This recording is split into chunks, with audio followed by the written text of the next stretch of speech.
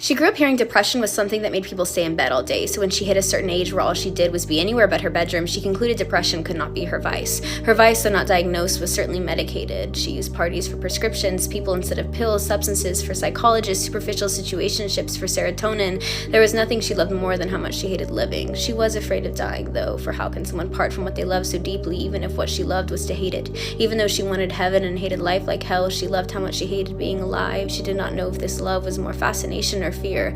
If depression was to make someone sleepy, she decided she must have the opposite, staying up until the sun would rise. She hated feeling out of control, and if sleep was the only thing in her power to regulate, she stayed up until she had bags under her eyes, giving her a reason to wear makeup to cover up her disease she so desperately tried to hide, wearing mascara as nothing else but a reason not to cry. Her busyness was a way to make the thoughts close their eyes. She prided herself on not being lazy, making her planner more full than her soul was, but in the moment she spent alone, she knew deep down depression was eating her brain, and she could not make it go away, so she fed it with whatever she could, stuffing plans and parties and bottles and bars and friendships and Instagram and Netflix. She figured if she satisfied it with overabundance, it would stop taking away her blood. If only she would have learned depression does not have an appetite like that of humans. The more it is given, the more it wants. It is always hungry and never full, but she did not care as long as it was taking from her activities instead of her skin. Then one day she stripped herself of her safety blanket, went off from her self-medicated crutch, and she did not know who she was. Depression had devoured all that she loved. When she was alone, it was all that she was made of. When she grew up and taught her kids about mental health, she said,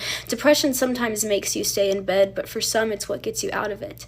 Instead of giving it what he wants, learn how to enjoy the comfort of your comforter, the company of your conscience. For if there is one thing depression hates, it's when you face it and talk to it, even if this means you have to stay some nights at home in bed. Though sometimes we can see depression in those who never open their doors, sometimes we can see health in those who choose to stay in, who choose solitude and sobriety to prove to their depression they won't let him win. So check on your friends who smile the most, who are always down for adventure, for if you don't let yourself be alone, you won't ever find a place it feels at home.